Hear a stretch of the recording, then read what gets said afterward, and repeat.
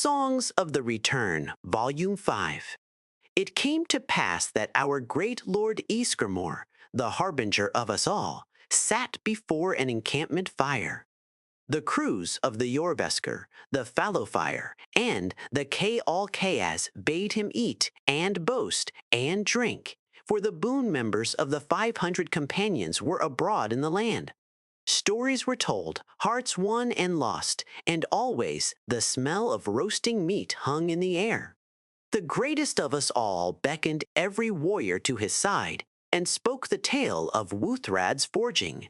Every mere the harbinger slew died at Wuthrad's bite.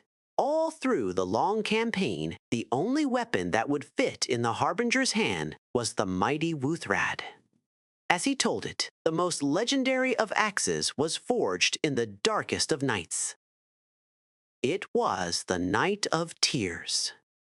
Ysgramor sat staring out across the waters. He rode upon the last ship in his fleet, fleeing Tamriel for the shores of Admora. From that vantage point, he watched as Sarthal, the first city, burned. A swollen sky poured rain upon the flames and upon the sea, and the greatest of us all wept bitter tears. So great was the grief of the harbinger that, instead of salty sorrow, Ysgramor wept tears of purest ebony. His eldest, Yengal, collected the tears in a stein and held his father in a warm embrace. He poured mead down the harbinger's great throat, wrapped furs around the harbinger's great shoulders, and slung the harbinger into a great hammock below decks. Then he set to work.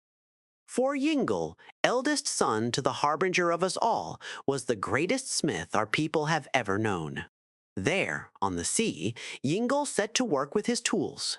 He used lightning to heat the night's tears, the ocean's swell to cool them, and always his hammer blows rang in concert with the rising wind.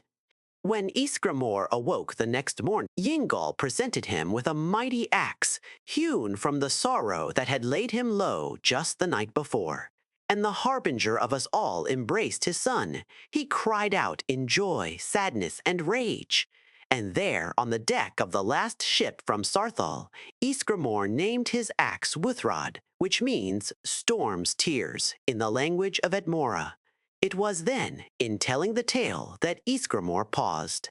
The harbinger of us all called out to lost Ingol, who had been with the crew of the Harak in the storm of separation. For his son, his eldest and greatest joy, was with him always.